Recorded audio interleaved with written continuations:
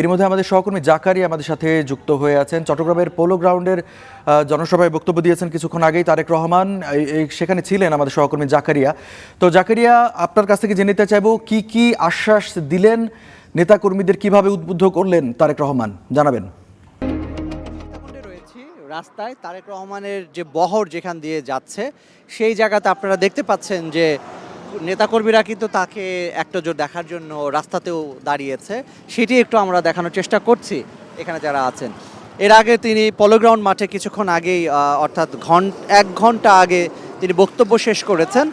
সেখানে অনেক প্রতিশ্রুতি, বিশেষ করে নির্বাচন যেহেতু সামনে, নির্বাচনকে ঘিরে দলের যে অবস্থান, আগামীতে বিএনপিকে রাষ্ট্র গঠন বা রাষ্ট্র বিনির্মাণে কি কি রূপকল্প তাদের রয়েছে সেই কথাগুলো তিনি তুলে ধরেছেন। চট্টগ্রামকে বাণিজ্যিক নগরী করার প্রতিশ্রুতি তিনি দিয়েছেন। পাশাপাশি চট্টগ্রামের যে সমস্যাগুলো রয়েছে, চট্টগ্রামবাসীর দীর্ঘদিনের দাবি জলাবদ্ধতা, সেই সমস্যা নিরসনে তিনি কথা বলেছেন। পাহাড় কিংবা সমতলের বৈষম্য দূর করার কথা বলেছেন এবং এর পাশাপাশি দুর্নীতি কিংবা লুটপাটের লাগাম টেনে ধরার কড়া বার্তা তিনি দিয়েছেন।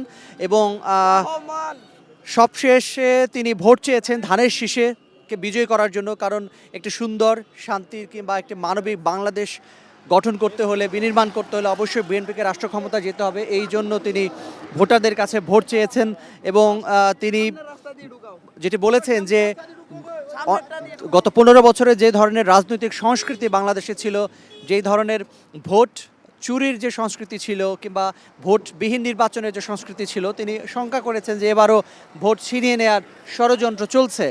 সেই ষড়যন্ত্র রুখে দেওয়ার জন্য সবাইকে সতর্ক থাকার আহ্বান জানিয়েছেন। আমরা একটু দু একজনের জন্য একটু কথা শুনতে চাই। আপনারা রাস্তায় দাঁড়িয়েছেন কেন? আমরা আমাদের প্রিয় নেতাকে সংবর্ধনা দেওয়ার জন্য বিশাল উৎসাহ উদ্দীপনার সাথে রাস্তার মধ্যে অবস্থান করছি। দেখছেন আপনারা, চট্টগ্রাম পলো গ্রাউন্ড মাঠ কিন্তু লোকে লোকারণ্য। ওইখানে আমরা স্পেস না পেয়ে আমরা নিজ নিজ এলাকা থেকে আরও বেশি জনসমর্থন আমরা তারেক রহমানকে দেখাতে চাই। ধন্যবাদ। আমরা শুনছিলাম যারা এখানে দাঁড়িয়ে আছেন তারা বলছেন যে তারা তাদের যে নেতা রয়েছেন বিএনপি চেয়ারম্যান, তাকে দেখার জন্যই রাস্তায় দাঁড়িয়ে আছেন, তাকে সংবর্ধনা দেওয়ার জন্য দাঁড়িয়ে। জাকারিয়া, আপনাকে ধন্যবাদ।